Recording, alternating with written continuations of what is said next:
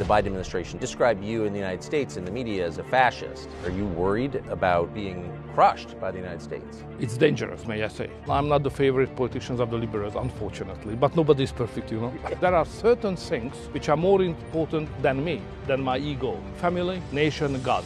Liberal originally meant freedom, but now in Europe, liberal means that you are enemy of the freedom. We are ally to the United States, and we are worse treated than the Russians. If you respect democracy, don't you let countries govern themselves? If you take a step back, the point of NATO is to provoke a war with Russia. This is a bad strategy. We have to stop it.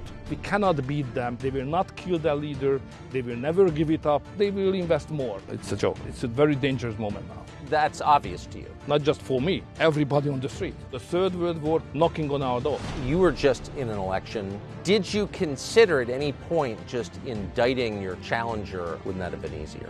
To do what's going on now in your country, you know, to use the justice system against the political opponents. In Hungary, I think it's impossible to imagine. That was done by the communists.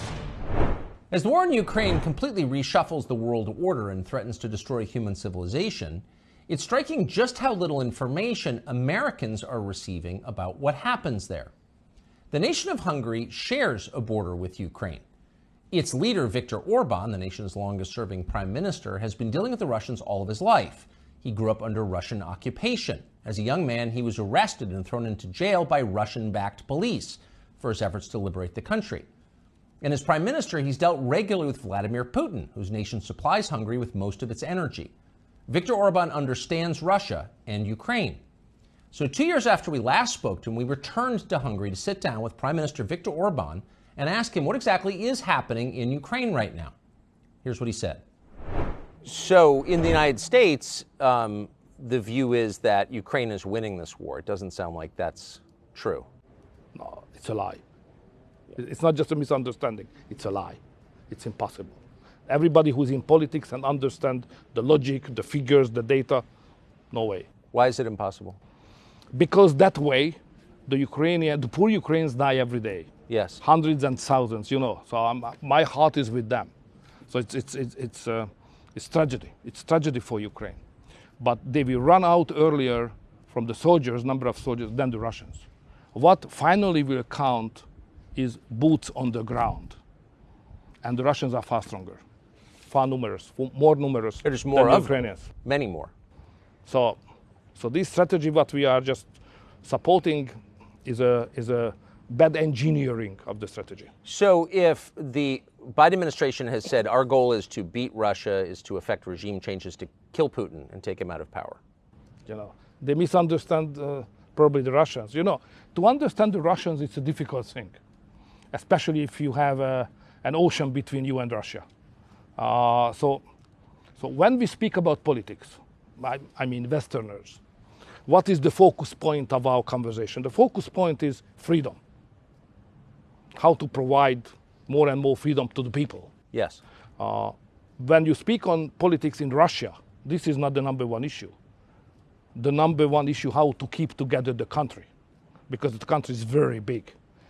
And there's a privilege of the question how to keep together the country and not freedom. Freedom is just another issue, second, third, whatever. First, keep the country together. And that's generate a different kind of culture and understanding of politics. That's create a kind of military approach like they have. Always on security, safety, buffer zone, geopolitical approaches. It's not our culture, it's a different approach. It's legitimate to have that because it's their history. But we have to understand that we cannot beat them as we do just now. It's impossible. They will not kill their leader. They will never give it up. They will keep together the country and they will defend it. We finance more, they will invest more.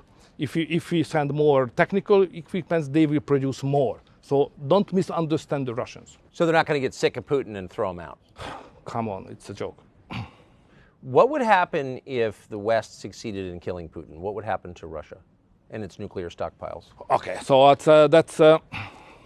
okay, may I recall one of my experience? Yes. So I was prime minister exactly at the time when the change happened in Russia, Putin after Yeltsin. Yes. Yeltsin was very weak and getting weaker and weaker. And I do remember the fear of that time here in Hungary and in Europe as well. whether there will be a new leadership or not. So the real fear here was that there will be an anarchy in Russia. Yes. Putin is out and no new guy who is coming in strong enough to keep together the country, the nuclear arsenal and the army control and so on. So everybody was happy when realized that after he had seen Putin come in and started to control the military and the Russian power as a leader. So everybody was happy. I do remember that. So now Putin is in power for long years. We forgot about how dangerous when there is no strong leadership or interregnum in Russia. The interregnum is the worst case possible. So, but that is our goal. That is the goal of the U.S. State Department. Yeah, but it's a mistake. If this is the goal, it's a mistake. It sounds very dangerous. It's more than dangerous, Okay, if to sit in Washington, safe United States, is a different feeling than to sit here in Budapest. Ukraine is next door country, So what's going on there could have an immediate impact in 24 hours here in Hungary and so on. When I was very young, 86, if I remember well, there was an explosion of the nuclear power station in Ukraine by accident. Yes. And it infected us immediately.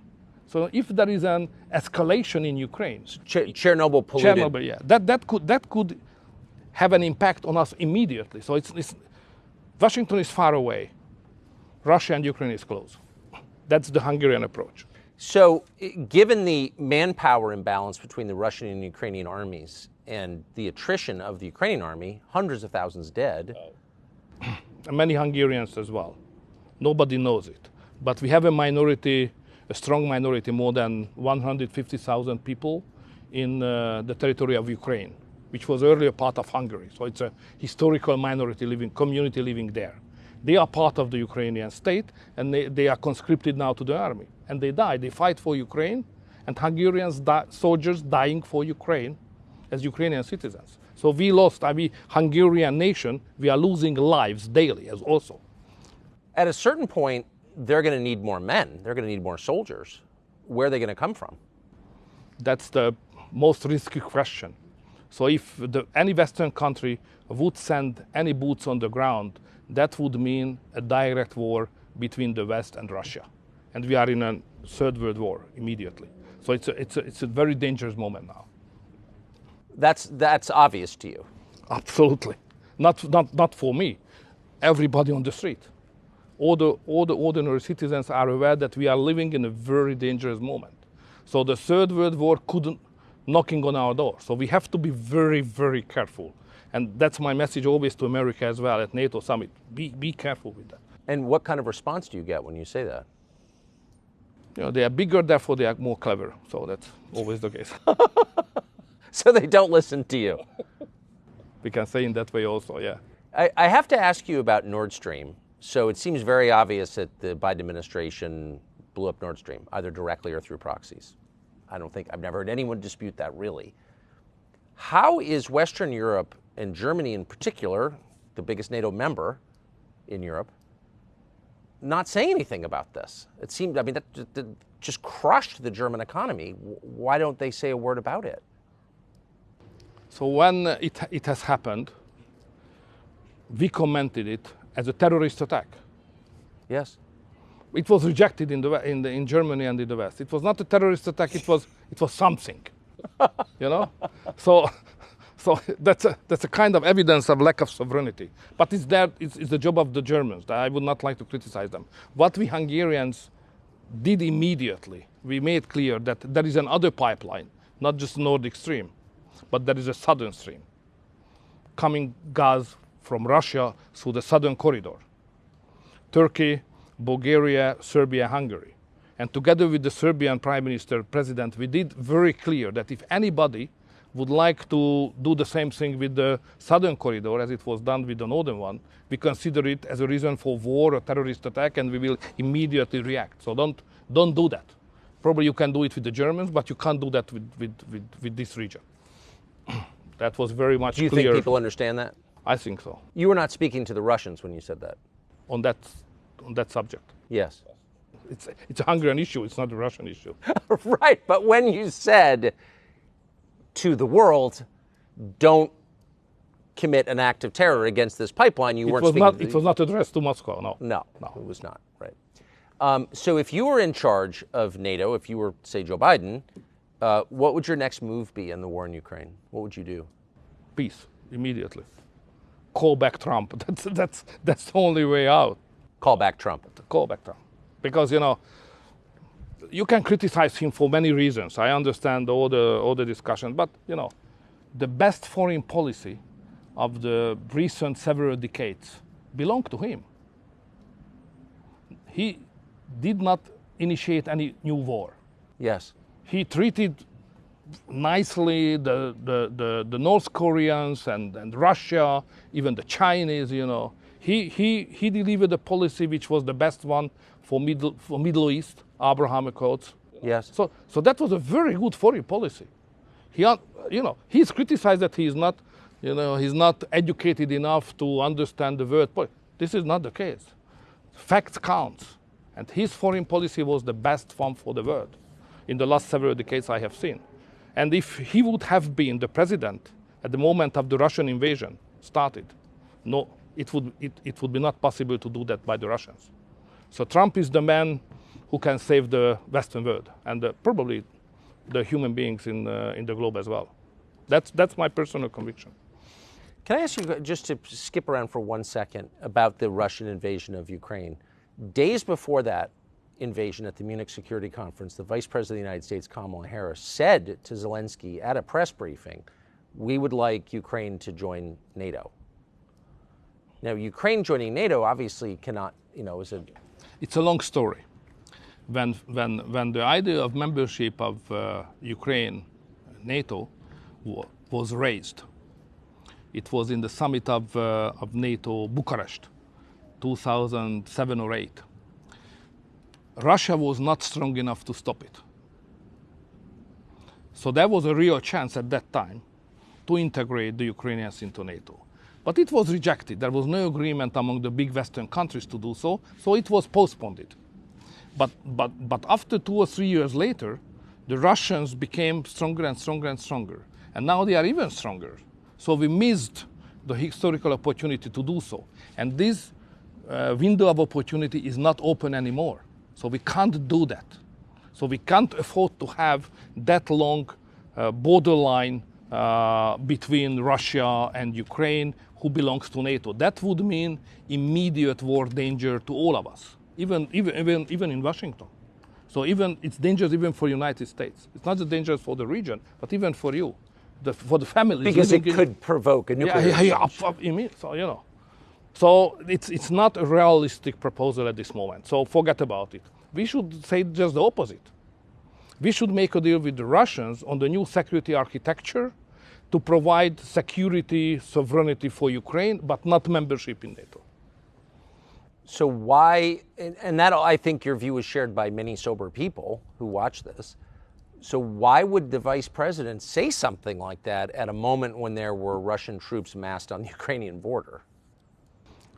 It's difficult to follow the mindset of a big power like you are. So it's a different approach to everything than the approach of 10 million people of Hungary with the historical experience, knowing the Russians better than you know. You always think that you know better because of the Cold War, but it's not the case. They never occupied Washington. Yeah. You should ask us. How does it work? What is the way of thinking? What is the cultural context? So back to the piece, if you were in charge, or if Trump were to win in 2024, how would you approach that? What would it look like, the settlement? First, you should admit, probably publicly acknowledging, that the key is in your hand. So if United States would like to have a peace, next morning there is a peace. Because it's obvious that the Ukrainians, the poor Ukrainians on their own, they are not competitive in this war. So if there is no money and there is no equipment from the West and especially from the United States, the war is over. Yes. The solution is in your hand. Is in the hand of your president. The present one or the future one. But you will solve it. The United States can do it, nobody else. It's not the solution for the Ukrainians. Of course, it's about Ukrainians. They cannot be neglected. They must be involved.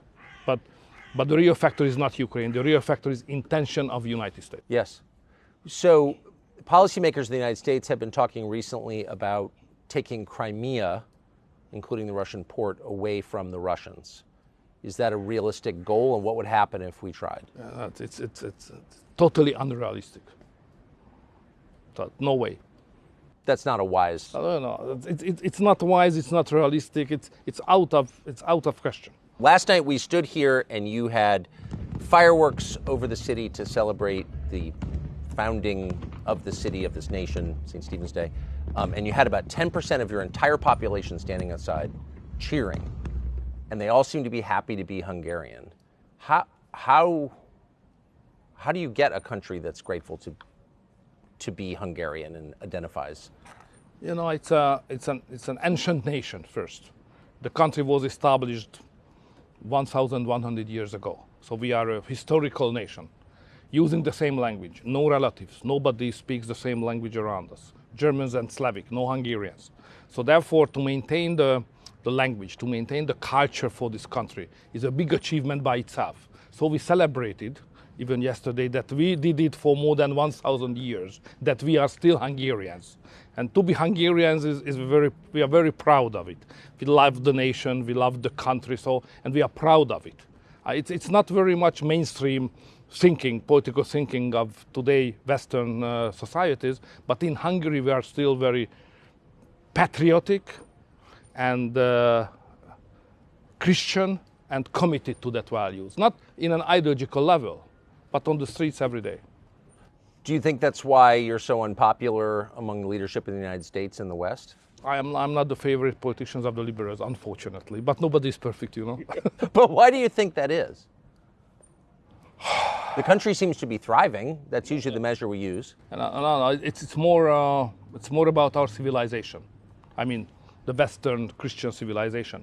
Now, the main division line is not according to ideologies. It's deeper. It has an anthropological character. So on one side, in Europe and probably in your country, but in Europe definitely, there are groups of people who think that the most important thing of the world is their ego, themselves, me. This is the center of the world. The other camp of the people, the other part of the society thinks that it's not true, because there are certain things which are more important than me, than my ego. Family, nation, God. And because they are more important than me, I have to serve these higher level things. So this society has a majority here in Hungary. And the other society, which is concentrating only me, only dealing with myself, it's more westernized, dominating factor of the political life. And the governments of the West, more belonging to the first group of the people. I belong to the second one, and Hungary belongs to the second one. Our constitution is concentrating on the we, how we are linked together, family, nation, God, what is common, So we, the Hungarian nation, that's how we speak on that. It's totally out of fashion now in the Western European societies. But why would that be so provocative to certain people in the West? I mean, different countries have different traditions. Mongolia has its own religions, language, but that's not offensive. But something about what you said is very offensive. Because in the Western societies, politics very often led by intellectuals. And the intellectuals like to be ideologists, a special approach from the ideological point of view. And ideology is a very difficult thing because it has an exclusivity. So when the liberal says that this is the interpretation of society, it means that this is the only way to interpret the society. If you do differently, you cannot be a good man. So we have another interpretation. We have a Christian and national, more traditional interpretation of human being and society. But they can't accept it because it's different. So we are plural, they are hegemonistic.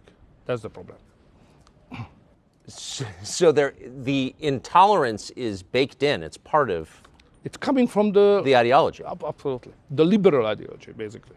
Liberal originally meant freedom, but now in Europe, liberal means that you are enemy of the freedom because you are hegemonistic request on society, on the values and the concept of human being as well. So liberals are against freedom. That's how we see them. I've noticed. I mean, I don't live in Hungary. I can't assess it. I can assess your media landscape, which is much freer than ours. Much freer, much more diversity. I have to fight every day. In the United States, right. The people who run our country don't. Virtually every media outlet is on their side, reflexively. And yet they describe you in the United States in the media as a fascist. And the Biden administration seems to believe it, the State Department anyway. The U.S. is the biggest, most powerful country in the world. Are you worried about being crushed by the United States? It's dangerous, may I say. So we should not neglect the importance of that fact. When the United States administration does not like you or consider you as an enemy or having a backtrack, it's dangerous in international politics, So you are powerful, still number one power of the world. So if you criticize somebody, we have to be very cautious how to deal with that. And now the Democratic administration does it regularly. So we have to be clear here that this is not the voice of America, it's the voice of the administration of the United States. Not all Americans has the same approach as the government. Like the Republicans, who are far closer on value basis to us.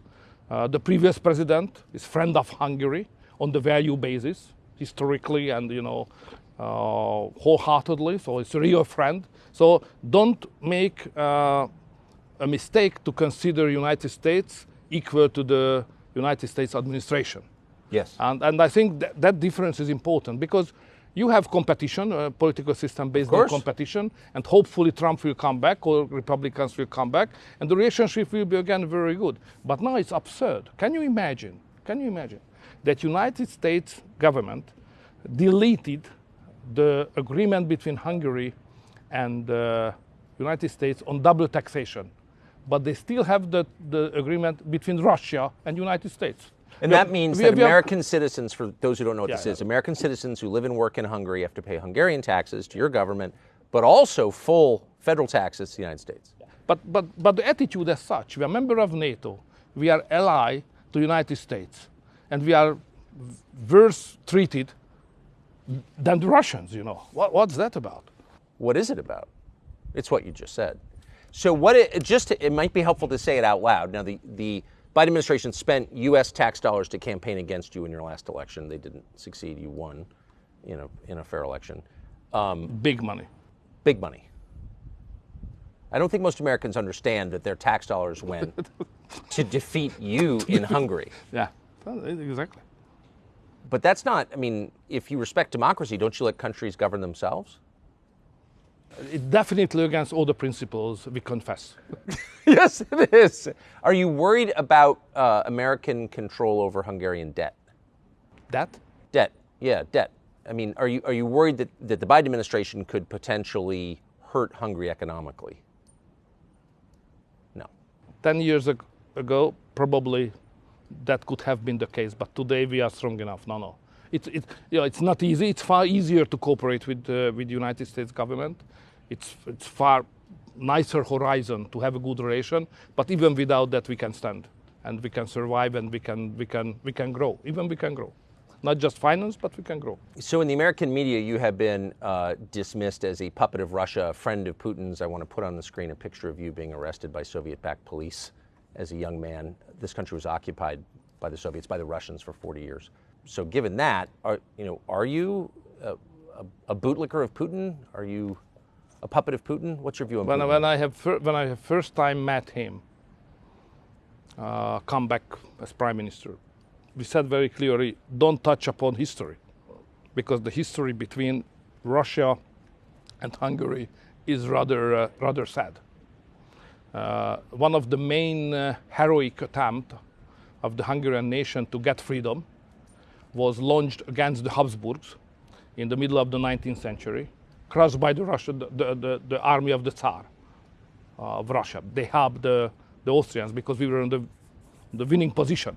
Yes. And the Russians were invited by the Habsburg, and they crushed the freedom fight here in Hungary. That's first. Then they occupied us in the Second World War. And then when we tried to get rid of their yoke, In 56, they crushed us again. So history is you know, if you ask anybody on the street that any Hungarian leader who is elected freely can be a puppet of Putin or the Russians, they say it's a joke, it's impossible.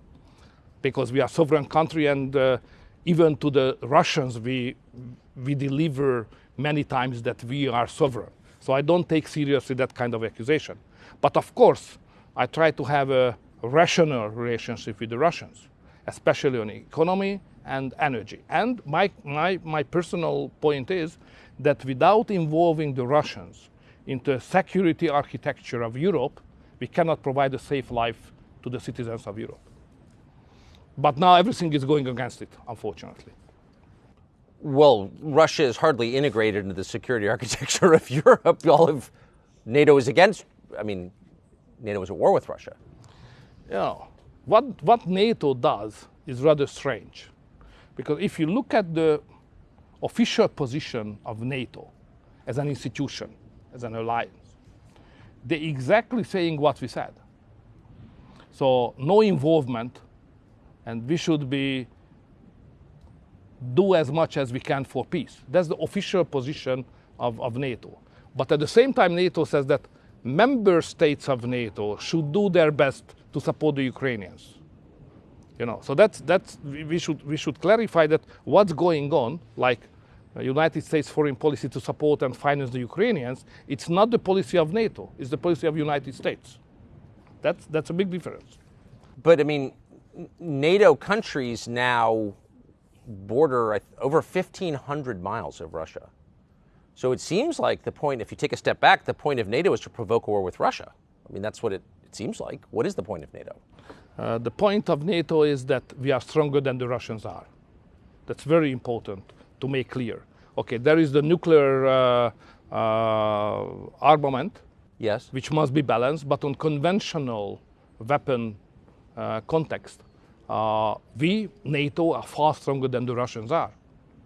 The Russians are not strong enough even to beat the Ukrainians just now. You know? Yes. So therefore, if somebody is belonging to NATO, member of NATO, it's obvious that we are in a secure position.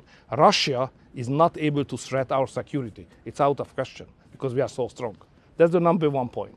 The second is that some leaders of NATO, some member state leaders like your president, they had a strategy to crush the Russians somehow. And the strategy was that the Ukrainian soldiers will fight and some member states of NATO will finance this fight by money and by military technical equipments. And this is the way how militarily we can beat the Russians. We Hungarians said very clear at the very first point, this strategy will never work. So this is a bad strategy. And now we have 1.5 years of the war, and it's obvious that this is a bad strategy. We have to stop it. We need a new strategy, or we should run as soon as we can for peace. Let's ask you one last question about Trump, since you brought him up a couple of times. You were just in an election that I know your staff was worried you might lose. There was an open question. You won pretty sizably, but it was a real election. Oh, it was. Did you consider at any point just indicting your challenger on fake documents charges and trying to throw him in jail? Wouldn't that have been easier? You mean against me? Yeah. Okay, we have some bad chapters of our history, but that kind of civilian war, cold civilian war, was not part of our culture. So we can beat each other, we can argue against each other, but you know, to do what's going on now in some countries and even in your country, you know, to use the justice system against the political opponents. In Hungary, I think it's impossible to imagine. You know, that was done by the communists. It's a very communist methodology to do that. So in Hungary, we are all aware that we disagree on many things, ideology, values, vision on the future, even practices of politics. But you know, we belong to the same nation. Okay, we are rivaling, but what is the final sense of this argument and competition? To unite the nation, yeah? To provide a better future. So you can't say that, I will kill you or I will send you to the prison. And if you follow that track, no chance to unify the nation. If the nation is not unified, you can't run for big purposes. So competition is okay, but it must be fair, legally perfect.